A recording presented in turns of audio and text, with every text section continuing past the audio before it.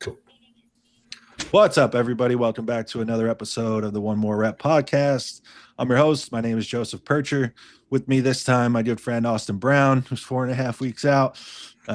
Before we dive into it, I want to encourage you guys checking us out on YouTube to subscribe to the channel, like the video, leave us a comment for the algorithm, even if it's a thumbs up or an emoji. Everything helps.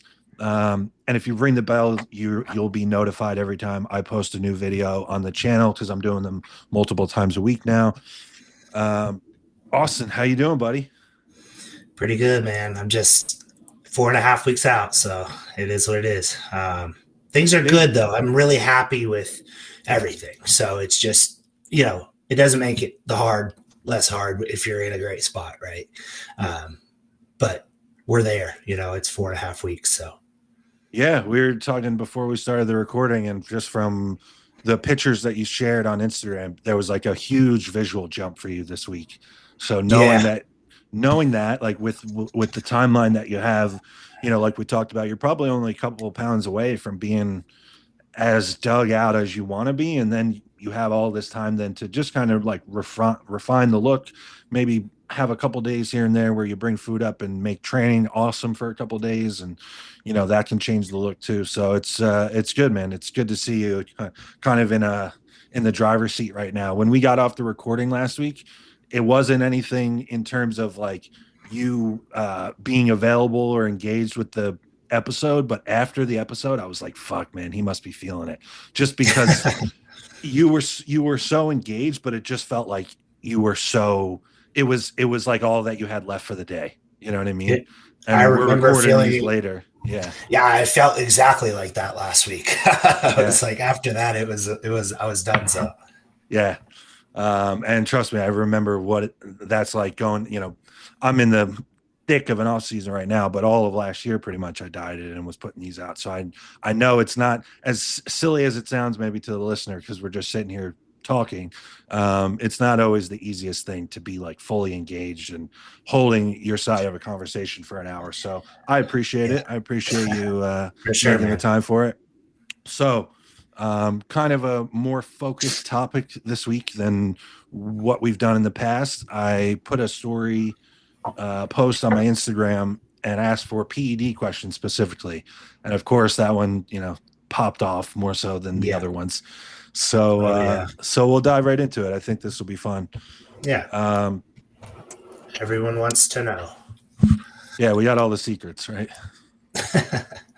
So this guy asks, first cycle tips, safety, maximizing progress, anything looking back that you would change about your first? Yeah, I mean, I would love to have some insight on the individual and kind of course, yeah. What are they, what are they looking at this as? Is the goal to be on the Olympia stage, so on and so forth? Are they just getting in shape for, Mexico in 6 months or whatever? But, people need to realize that, like, you have a runway with PEDs, and like, you don't want to get to the end of it too quick. So like, it is, and I have a plethora of anecdotal evidence from this approach, but just start with like the absolute bare minimum, and like you'll see out an immense amount of progress. So when I talk about bare minimum, like a replacement dose of testosterone, like to put you at a high level of test, like I do, guys that come to me and they look great and their natural tests like maybe 600 total. We put them on, anywhere from usually I'll start around like 210 milligrams a week. Maybe a little lower, maybe a little higher based on how they look and the individual and how low their initial numbers were. But, get them up in that 12 to 1400 range. And man, they just change insanely fast. And like, so, that's extremely safe approach too. It's just literally putting you maybe like slightly super physiological, but really you could walk around with natural test levels that high, and there are people with those, and you're going to feel better. You're going to see composition change. You're going to get really strong. And you maybe do that for depending on goals again, and kind of like how aggressive you want to be, like anywhere from 3 to 9 months doing that. And then, either what I like to do is just escalate the test first, and kind of get that up, because you can tolerate quite a bit, So like I'll get that up to maybe 350 for a while or something. And say it start at 250, go to 350, rinse and repeat that same kind of timeline, based on, how aggressive you want to be. And then maybe introduce a secondary compound, which typically for me is going to be like a DHT derivative. And 99% of the time that's going to be Masteron, because of the accessibility. It's much more economical for the, young bodybuilder, right? And it works great. And that's going to allow you to, with those higher test levels, now that's going to now compete with the estrogen receptor, bring estrogen down to a little better spot. You're going to get a little bit of a less watery look, along with additional androgens, and you're going to continue to be able to build that ramp and see training and see all these, cosmetic changes during this time frame. And honestly, like, I've seen, there's plenty of guys I've had where we'll run around like a 500 to 600 milligram max dosage, like via that approach, and labs look spotless. Outside of, you're typically going to see a little bit of lipid skewage via HDL suppression, but not bad. Like, I'll still have guys in the 40s and 50s even on that many androgens. So I think, I would do that differently. I don't even remember what my first cycle was. It was probably like the 500 test, right? 250 twice a week, AI a couple times a week. Works great. But like, you can see out probably pretty much the same exact progress doing half of that, but we could go on and on. Make sure all the other variables are in check first, or you're not going to see shit for progress. If you start that cycle and do that process and you're under eating and train like a bitch, you're going to look the exact same. So you're probably going to get a boner a little more often. That's about it. Yeah, you should be waking up like bricked up. Up. I would say, man, you covered it all. So I got a little long-winded there. No, that's okay. That's what I wanted. That's like this person mentioned safety as their first thing. Like, so I think if that's the number one priority, this guy didn't come on and say, I'm trying to be as big as possible at all costs. Right. What would you do for your first cycle? Right. So safety being a first priority, I think, I don't know that I could say it any better than you did. Looking back, I did my first cycle, 500 milligrams of testananthate, shot it twice a week, Monday and Thursday. I think I did a milligram of Arimidex the day of each shot. So that was twice a week. And now I'll say this, I was training hard. I was training crazy heavy. And I was eating a crazy amount. So I ended up, the thing with that is I was just, in my mind, I just didn't want to leave any progress on the table, because I was bringing in, this new thing, this new potentially dangerous. Right. Yeah. So I can remember tracking like as a daily thing. I was eating over 5,000 calories, which, looking back, I got way too soft and, probably shortened my runway.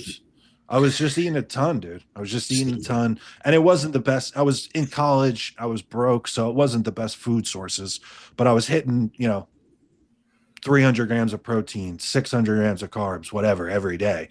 And I got way back. I mean, I went home and my mom basically, I went home, started it, in the summer, not long before I went away to college. And when I came back for Christmas, my mom basically like threw me out of the house.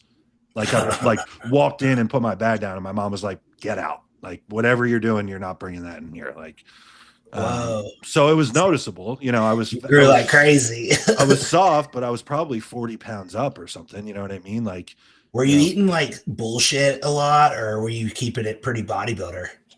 It was probably half and half. It was all tracked. It was all tracked, but like, I was doing a ton of cereal post-workout. And the fact that you were tracking that was pretty advanced, man. Like, yeah, that was a pretty good approach, really. It was honestly, like, I wouldn't change that. Knowing what the circumstance was with my money and everything, I did from the nutrition side and no coach, never having a coach before, I did everything I think as well as I could have given the situation. What It's I a would 40 change, yeah, that's a $40 a month cycle. yeah, yeah. It's just hilarious. What I would do looking back is I would have, so I did 500 milligrams from week 1 to week 16. Right. So what I would do is I would string that out by starting lower and bringing it up as needed. And I would have stayed on, like you said, 9 or 10 months or something. Especially retroactively looking back and knowing 10 years into this, my blood work is awesome and my health is awesome. I would have stayed on probably longer. Yeah, I usually keep people on cycle. Like I'll do that escalation for like a year. Yeah. Before coming into like a more of a maintenance phase, you can, you have a little longer time period that first shot at it if you keep things modest. Yeah.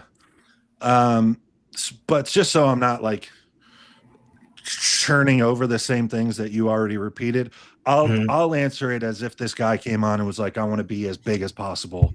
Sure. And I'm just going to let it rip. What would you do for your first cycle? I would still start pretty low, but what I would do is, for me, I would start like 50-50 with someone because, and I mean that in terms of test to master on. And my reasoning for that is you have no idea how you're going to respond. It's for the only time in your life, if you're paying attention, you're truly guessing. It's a total crapshoot. You might be somebody that gets like super watery and you aromatize super easily. It might be the complete opposite. And you might be able to run a gamma test without an AI. You have no idea is my point. So to be safe and, being a little bit on the aggressive side, I might do something like you said, like 210 a week, but of both. I might do 210 test, 210 mast, and then just go from there. Step them up. Yeah. Let's see how you respond. Like, does it push your estrogen too low? Like, are you waking up with itchy skin and, lack of libido and all this stuff? Like that should never be happening. So that would tell you something is off. Yeah. So that would be it. And I would say, make sure that there are some health supplements going on. And if your body weight is really going up, like I know that at the end of that first cycle that I did, my blood, I can think back to the signs. I wasn't checking it, of course, but my blood pressure was through the roof. I know it. I look back and see pictures of myself and I'm like, oh my God, like that face is high blood pressure personified. Like what was going on here? Like checking pics and you're flushed. Oh my God. I got things like that. Yeah. You just look at you and you're like, I was unhealthy as fuck. Yes. So I would first and foremost, I would have a blood pressure monitor on hand and I would check it a couple times a week. I would check it like multiple times per sitting as well, so that you're getting an average. Cause there's times I sit down with my blood pressure monitor and the first reading is fucking 106/60. And I'm like, probably not. And then the next 2 or 3 are actually accurate. Yeah. So I would do that. And then, with that, if it does end up creeping up on you, as if you're putting on 20, 30, 40 pounds, I would be prepared with an ARB. You know what I mean? Like I don't see why people hesitate. Like, we're shooting fucking bathtub trend, but then people flinch at taking like proven medication that is going to prolong your career. Yeah, I mean, I pretty much start that bang on, right? It's a wonder drug for bodybuilders, and it's gonna do nothing but good for you, man. Like my guys, they'll have 100 EGFR, readings, and it's like that's fucking awesome, And it's gonna So like, start that early. It's readily available. I love that. It's so cheap too. You know what I mean? Like cheap. It's like there's no reason for the payout. I mean, it's priceless. It's you and like you said, man, that's so funny that you said it's like a wonder drug for bodybuilding. When you look at all the things that it does, like if you go read like a clinical report on it, drug, bro, it's like they made it for bodybuilding. You almost almost read it and you're like, did they make this with like bodybuilding in mind? Now, let me ask you on that point. And I think I know this, but I want to see your opinion on it. So one of the pretty much the only issue, right? Is the potential for like hyperkalemia. Yes. So too much potassium. Potassium, which you can fix that, via the diet. If you're experiencing that issue, you might get a little bit of rapid heartbeat or something like that. Yeah. Notice your pulse rate creeping way up. But my question to you is like, so clenbuterol is potassium depleting, right? Yes. And that's why typically you're going to experience clenbuterol cramps and things like that. Yeah. I found that I deal with that a lot less with telmisartan in the mix. I think there's a counteracting. 100%. I feel like, now that I think about it, I don't think that I've ever had this thought or observation of my own, but in earlier years, I can remember like actively having to be on my hydration and electrolytes in prep when I was on plan, because I would cramp. Like if I would get reminded that I wasn't on top of it, because I would get my calves, my lower back, any of these, even my forearms. Like if I was sitting and on my phone or with a controller or something for too long, fucking neck, bro. even my neck, like if I got up there or something. And then in the years since that I've been on an ARB, haven't even thought of it. So that's could very well be. And you had mentioned like, there are ways to clean that up with the diet, whether, I went through this at one point. I got my blood work done one time and everything was good other than my potassium was high, but I was doing tons of fruit in my diet. And at that point I look back and there isn't like a correlation to insulin being high and potassium running high. So I had just gotten to a point I can think back and I was way soft in the off season when I got that reading. So it was just time. Yeah. It was just time to dial things back. You know what I mean? But yeah, I mean, I think we covered everything that you might want to hear in terms of first cycle from a couple different approaches, like, great results and safety. And then also if you were going to let it rip a little bit more, I think too, like, I don't know what this guy's budget is, whatever. I have made this observation about myself.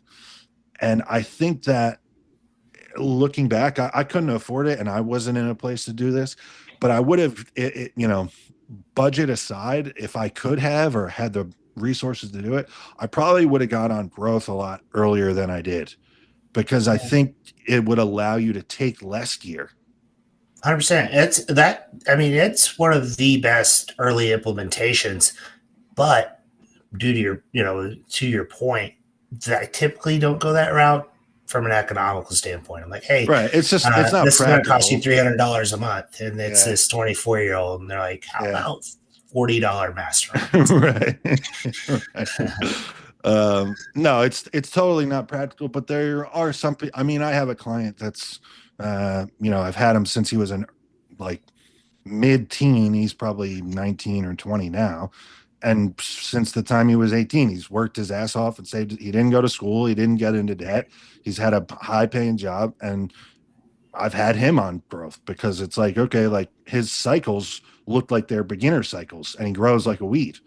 Awesome. So it's just we've just been able to keep, because to me, I think the gear plays like a more here and now and long-term risk than what we know about like growth. So it's like I've just always in 100%. That one case, I'm like, okay, if I can keep this down, like if this kid doesn't have to eventually run grams to be big, I mean, you're leveraging an entire other, anabolic cascade. So it's like, if you can afford it, absolutely. I love that you bring that up. It brings me another point too. Insulin is, to be safe about it, you can push your food higher and keep, check your, along with Joe's point of checking blood pressure. Another great tool would be, get a glucometer and make sure that's staying in a good spot. And now, I would recommend a few months into it is even if the blood glucose is looking good and food's pretty high and you might be feel like you're putting on a little fat and composition shifting a little differently, or you're feeling less pumps and things like that, like run your labs anyway, but specifically look at fasted insulin because like blood glucose can be in a good spot. Fasted, but like insulin might be at 25 because your pancreas is like really having to work OT to keep that blood glucose in a good spot. So, at that point, that's pretty good rationale to bring in some help, which you could do via insulin. And, insulin is one of those ones where I don't when we were coming up, right, it was taboo. It was like, you'll die. Right now it's like, dude, like I'm putting like, that's the first thing I'm putting people on. Right. It's like, it's very safe. Use like a long acting 24-hour insulin and just help your pancreas out. That's rather, safe and going to keep you healthier versus just piling the food in and getting fat and, risking becoming in a disease state. Right. So that's it's pretty cheap if you have like a source for it.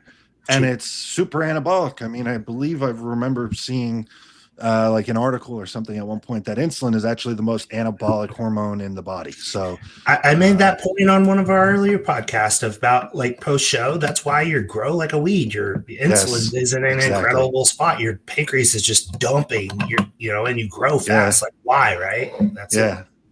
Yeah, that's it. That was a good one. Awesome. I'm gonna tie two together, because they kind of run, it's two different answers, but they tie in together. So I had one guy that asked, for you and Austin personally, what compounds do you guys not like and why? And then I had someone separately ask, what drug will you never run again? Yeah. Okay. Compounds I don't like. Not huge on EQ. Seems to skew blood pressure and RBC levels pretty negatively. And there's better options, to put it, a little more straightforward. Nandrolones, I'm cautious of how high those run, but I use them. I use MPP, DECA, Tren. I use them all, 19 Nord drugs. Just be cautious of how they feel for you mentally, because everyone's that's a very individual thing, just like an anxious person versus a relaxed type of person. So, orals, like I'm not a fan of oral use. We've talked about this. Like, you've said this. I just don't use them much. I think you can yield very similar results with half the toxicity of leveraging orals. Now, I will, in certain situations, absolutely use them. But I think that probably answers that piece. Won't ever and again, Superdrol. Holy shit. I tried that. I was like skinned last prep. I was like, I'm gonna like reverse diet and put this Superdrol in, train like a freak for 3 weeks going into this, get my food up a little bit and come in really full. I took that shit. Okay, first day I took it, I had just like this pump that was like unearthly. Like, and I was like, oh, this plan's gonna just work gorgeously.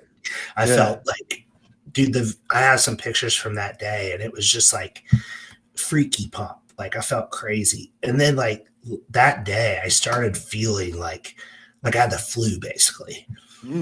Yeah. And then like I couldn't figure it out. I was like, I thought it was just, I didn't have any fat on me. So it's like tricky, right? Like those all present the same. So I was like, it's just, having a tough prep day. It's par for the course. Next day, I'm like barely able to stay awake, dude. Like I'm just lethargic as shit. And then it was like, another day of that, and then I was like, it's gotta be that shit. Dropped it. It was all gone immediately. Like 24 hours. So bad experience with that. I'm curious, how much? I would have to look. It wasn't crazy. I'll find it and let you know, but it wasn't anything too crazy. But I was curious, I was basically gonna do it like I've ran like Anadrol in the same fashion. Worked well. We talked about that a little bit, but I just like, I'm going to try this out. Mixed reviews on it. Some people that love it. Right. And, some people swear by it. Yeah. It just wasn't, I still have it. Maybe I'll give it another go. Maybe that was a fluke. If I get the same result, I'll know. Right. But that's probably one never. I don't know anything else really outside of just what I mentioned that I'm not a fan of, but nothing that's like, fuck that drug, other than that's really the only experience I have like that. I've actually never done Superdrol. There's a couple of these like exotic like orals that I've never done. So that's interesting. It was weird, man. Yeah, it sounds it. What compounds do I not like? I was going to put like EQ at the top of this list. Same here. and I've done it. I've done a lot of it. I even Mhm. recently did some. Compton had it in, or suggested that I put it in for a little bit, and I was like, okay, you know what? Every other string that he's pulled has been a good one. Like I'm gonna try it. Uh, and I think my like with everything else that was going on, like I was on high growth. The food is just like a crazy amount. My body weight has been going up. My blood pressure, I could feel it. I could feel it in my lower back almost immediately. Uh, Um, so we just replaced it with mast. Um, the 19 Norse. So I have the same thoughts on them in terms of them being like individual and a little tricky just to be mindful of. But in terms of um, which ones I really don't like, so I don't mind Trennies. I feel like it's pretty predictable when you're pinning it every day and using like a pretty low dose. And I've only really heard and felt good things from NPP when I'm consistent with my shots and moderate dosing. It's Tren and Anthate for me, and actual Deca are like I really don't fuck with them at all. Like on a personal level, I would probably add those two to the list of things I will never use again. And I very, very rarely recommend it to be. I can't really think of a scenario that I recommend Tren and Anthate ever. I'm actually doing it for the first time in years right now. Yeah, And I think because I started with daily shots at a low dose, like yeah, it feels really no different to me than yeah, base right now. Um, yeah. I could see that because the times that I've done it have been, I've thought about it like, okay, Tren Ace is for prep, Tren and Anthate is for off season. And so then and this was also before I knew about like higher shot frequency. So I was probably doing, 600 milligrams a week broken up into 2 or 3 days a week. So I had a lot of ups and downs. My life was kind of in turmoil at that point too. So all this stuff plays a factor. You're asking my personal experience. I look back on those experiences and don't think fondly of how I was feeling. So I just can't, you know what I mean? Like Trennies for me it would be the choice because it's predictable. Like, in and out. shit starts getting wonky. You can just lower it or drop it immediately. And it's like, I can remember the big thing that I can for sure point to as a difference for me, the insomnia on Tren and Anthate was so much more exaggerated than Tren Ace. Mm, And I don't know if that was the total or infrequent shots or whatever, but right. it was like, man, it's a couple of the worst weeks of my life from what I can remember. So If that's, you do too much strand like in a shot, like you'll feel different that day. oh, Like for sure. That's why I you'll tell people to feel do their fucking shots in the crazy, morning. dude. That's why I Yeah. tell people to do their shots in the morning for that stuff. Cause I was always someone and still am really, other than when I'm in prep, where I do my shots before bed. It's like one of the last things I do. Yeah. Um, so then I do that. And then I'm just laying in bed like a fucking meth head or something. It's like the worst. Brutal. Um, drugs that I will never run again otherwise. I'm not big on like orals in the off season. The spot where you and I are different, I think, is I absolutely am using them in preps, especially like the final chapter of a prep to kind of solidify the look. Because I feel like they're just mostly cosmetic. I don't know that like established lasting tissue is being built like by throwing D-ball or Anadrol into your off season. So for Helps me, training out too, right? When you're feeling it, like not so yeah, hot. yeah. I think Anavar is great for that. I think Anavar is great for Mm-hmm. upholding training performance. If you get like legit Anavar, it doesn't take much to feel really good in the gym. But like I would say, like Anadrol and D-ball, I would almost certainly say never for D-ball, just because it makes me feel terrible. It D ruins my balls appetite. like EQ esque for me. I would put that on the Yes, list as same well. deal. It's like, dude, 3 days into that, your face feels like it might pop, you know? Yeah, yeah. And then your appetite shot too, and it's like, what good is this? Anadrol, I feel I know why people love it. I would get the benefits of it. It's just it would cause a negative effect on my appetite. So I don't want to put that into never because I could see if I was maybe going to use it during a rebound when your appetite's just ravenous but you're trying to grow and you want your body weight to go up, I could maybe see that. But or like into a show or something. well, that too, like a very short term run, like a 10 day or days. two. No, less. Okay. Less A peaking. day or two. Yeah. That's Heard. maybe it. Because I think if I went 10 days, just for me personally, I think it'd be too much and I probably wouldn't be able to eat by the time I got to the show. Even if you're on low food Yeah, and even if I was starving. starving. Yeah. Yeah. Yeah, some people get that, man. It's I something think I've too, never had to deal with. besides like the actual appetite, I think something starts to happen where it's just like digestively, I'm not in a good spot. So it's Yeah. like, man, the last thing you want to do right before a show is start compromising like Go how through you're bloated. partitioning food. You know what I mean? Like, Mm-hmm. all right. So would a usual ratio of test to EQ be 2 to 1, or do you find some people can handle 1 to 1? Obviously, we've discussed that we think there are better options, but for this guy, if he's asking specifically about EQ, like I'm assuming he probably already has that loaded and ready to go. Like, how can we help this guy out? 1 to 1 is typically okay there Yeah. until EQ. I mean, if test is going to run higher, you kind of want to cap EQ at a certain point, which I would say like max on that, like 5 or 6. I was going to say 6. Yeah. If yeah, so and then if you're on test higher, but if you're at them like 1 to 1 there, that'd probably be okay. But I would Yeah. kind of do what we alluded to earlier and kind of start in one spot and then work your way up to what you think might be the most.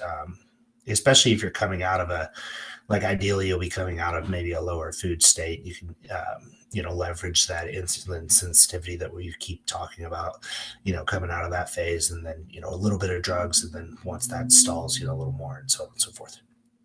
I think I'm with you. I think you could probably start if, let's say, your cap point for the EQ or per compound is 600 milligrams. I'd probably start at 300 for both. And then you make one move. I would make a move on test first. I would always want the test leading. Like I'd want the test leading. 450 at least on the test, maybe yeah, max. yeah, Do 450 that and for 3. See a that for month a or couple something. weeks. Yeah. I don't know that I would do it the reverse. I wouldn't probably have a spot at any point that EQ was above your test, because I just think then you're setting yourself up to have your blood pressure just be a mess, especially if ideally you should be growing out of a lower caloric state, but like some people don't do that. Some people don't have the knowledge or have a coach that's going to set that up for them. So, they're not in a great sensitive spot to begin with. And then now they're like, I want to bulk, and they add drugs and food. And it's like, okay, if that's your situation and you're going to lead with EQ, like you are probably going to be fucked up blood pressure wise pretty soon. A short growth phase. Yeah. So yeah, guys, don't start growing while you're already fat. That's our takeaway there. This is a good one. When is it appropriate to increase PEDs rather than just food in the off season? Well,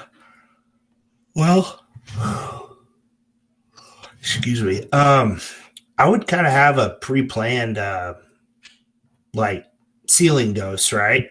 And I would kind of almost schedule that out, and then food should be increased as needed. So what I kind of like to do, we'll just use an example cycle. Your goal is 500 tests, 1,000 mast, and you start. I would start somewhere and do about like 4 escalations to that, and I would do them biweekly. So that gives you, say you're doing 4 escalations biweekly, you're at 8 weeks ramping up to that, and you might hold that peak dose for, it's going to depend on feedback, visuals, insulin sensitivity, digestion, yada, yada, yada. But like you could probably hold that peak then from short in 8 weeks, like the ramp, and then there total 16 up to maybe 12 weeks, 16 weeks at that peak dosage. I wouldn't probably go too much further than that before you give it a break, but that's probably what I would do. I think all that's good. I think to answer it maybe from like a different angle, just to add something different to on top of what you answered.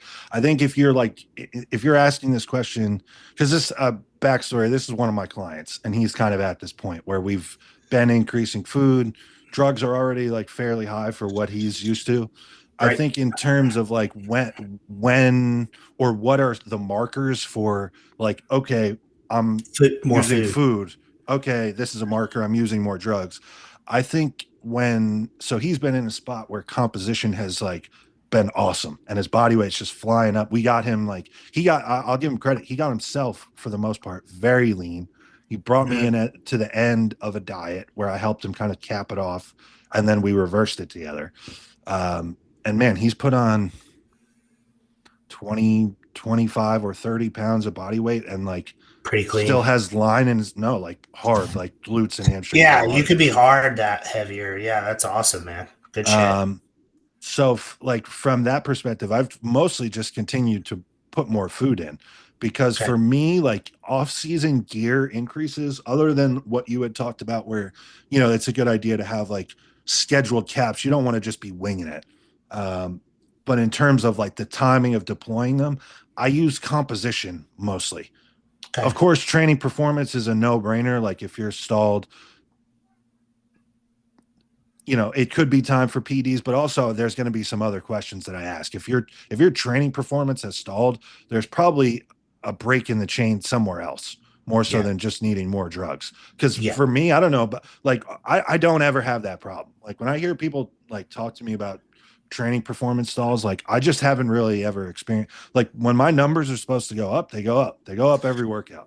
The only time I see that that's an issue is if volume's just outrageously high. That's Yeah, when you're going to see yeah. people like, I'm not progressing. I'm like, you're doing Like you've four buried sets to yourself. failure on every Yeah, yeah. fucking movement. You're in a hole, dude. Right, right.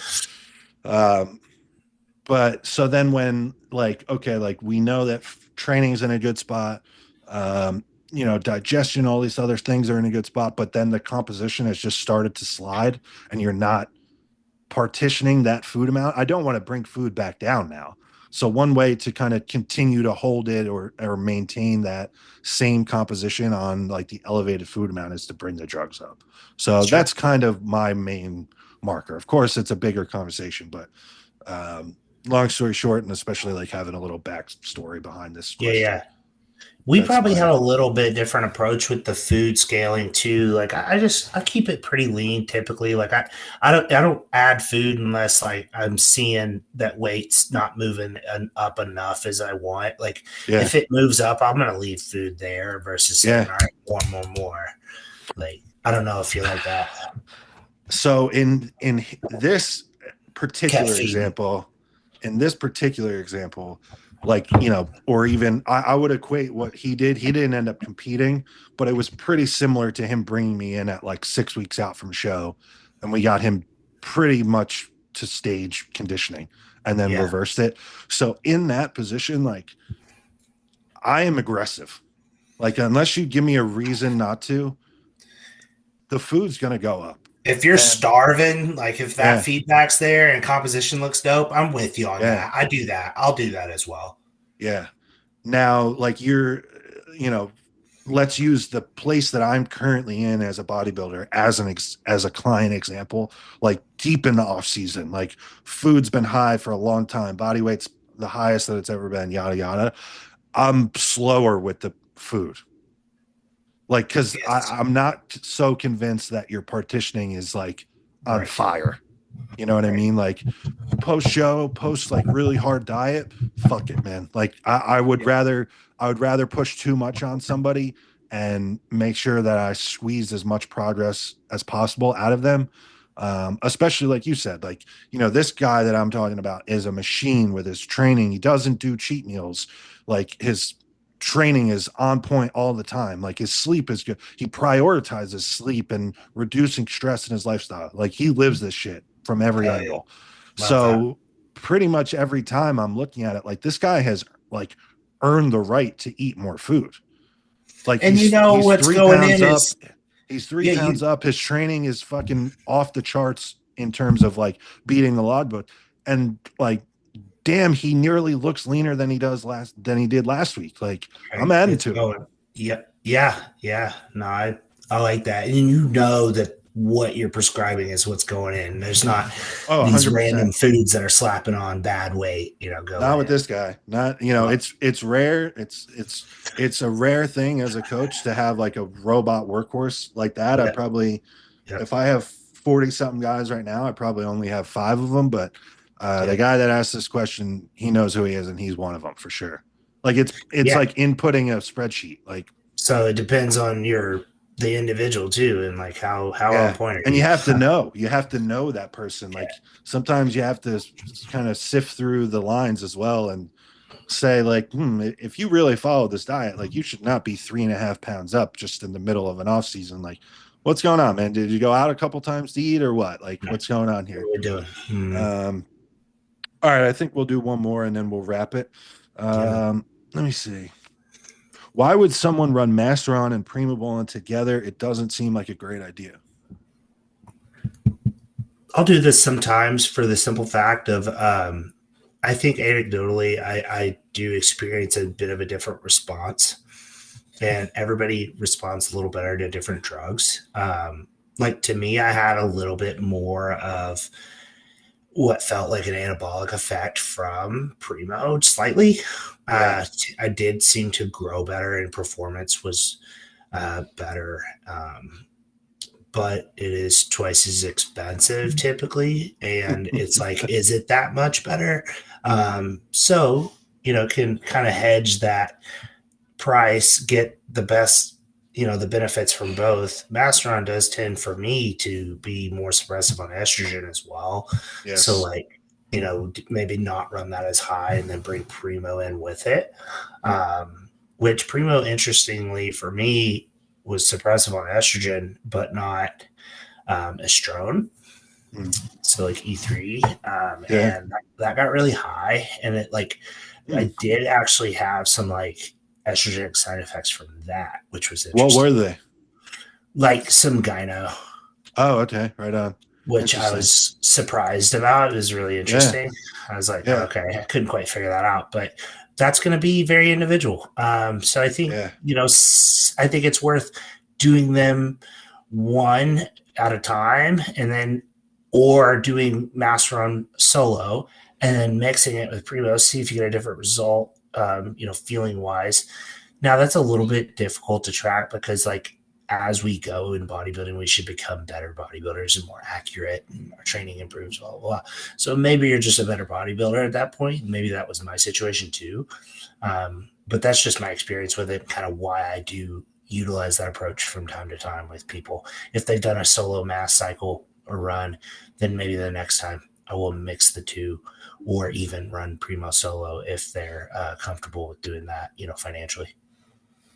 Yeah, those are, I mean, this is certainly not something that's like on the never list. You know what I mean? Like, this is not, I can think of plenty of different examples of why someone might do this. If, say, somebody has fucking just 2 bottles of Primo that they previously had from a different cycle, and then Use you it. also like to run mass. Yeah, it's like, okay, well, why not? Like, use it. I have personally noticed the exact same thing that you have. With Primo, I'm like a little bit more full, a little bit more, I wouldn't say, maybe a little bit more like aggressive in the gym, like Yeah. performance wise, like maybe a little bit more excited to get after it. Um, and then the Masteron, because I've run Masteron solo like very high relative to the where it's 95% of the total cycle. Like the first time I got to Same. 2 grams, I ran 200 mgs a test and 1800 mast. Yeah. And even for me, I was, I've been someone that's been very sensitive, like aromatizing wise. Um, that buried my E2 and my joints hurt. Oh yeah. You felt I like had shit. no libido. Like, joints were killing me. Skin was dry and flaky on my face. Like, Oh, all sorts of bad news came about. Um, and then since then, it seems like it comes back to the same thing, even at lower Masteron doses now. So Yeah. there are times where, yeah, I will choose Primo then, or mix two. Like if I want to run 1,000 tests and 1,000 DHT, and I don't feel great on 1,000 Masteron, I might just split the Mast and the Primobolan. You know what I mean? Where it's less suppressive then at that point. Um, so I mean, I think there are reasons to do it. I think it's more so just what is your why? Like, do you Yeah. have a why to be doing this? And then, if you have one that makes sense, then why not? Yeah. It could be as simple as budget, like you said. Like, I want to run 1,000 mgs of DHT in this cycle, and it'd be a lot better on my it'd be a lot better on my wallet if that wasn't all Primobolan. Totally get it. Mhm. I think we've all been there. So yeah, probably got a couple more left, but I'll save them since Those were since the good. ones that we did carried them. Yeah, I think those were good. I think it's not just take as much as you can handle and call me in a couple of weeks. I hope that Yeah. there's some value there for people, whether it's from our experience personally or coaching. So I like those questions personally. Like, I wish that there would have been more stuff like this out when I was starting, especially prior Yeah. to working with a coach and even after, because some of the advice that I got from prior coaches wasn't always the best too. So it's Yeah. good to kind of hear stuff like this and then learn to think for yourself. Like, take the knowledge that you hear or the recurring themes. Oh yeah, it does seem that Masteron seems to be more suppressive on E2 than other anabolics. Take that and then couple it with your own experience and kind of learn to think for yourself and be a critical thinker. So, because we're all just individual experiments at this point. Like, Yeah, there's that's the thing, right? We know about these drugs on paper, but at the end of right. the day, there's a lot we don't know. And Yes. the individual response with PEDs at the end of the day is vastly different across the board. So you have to kind of take some of your own recon and take your own notes and kind of, uh, Yes. if you work with a coach, communicate with them well so you guys can figure out what is your best approach. Yeah. Yeah. Very well said. Appreciate your time tonight, buddy. I think that's a good spot to Amen. put a bow on it. Um, for Austin Brown, I'm Joseph Percher. This was the One More Rep podcast. And until next time, guys, we are out.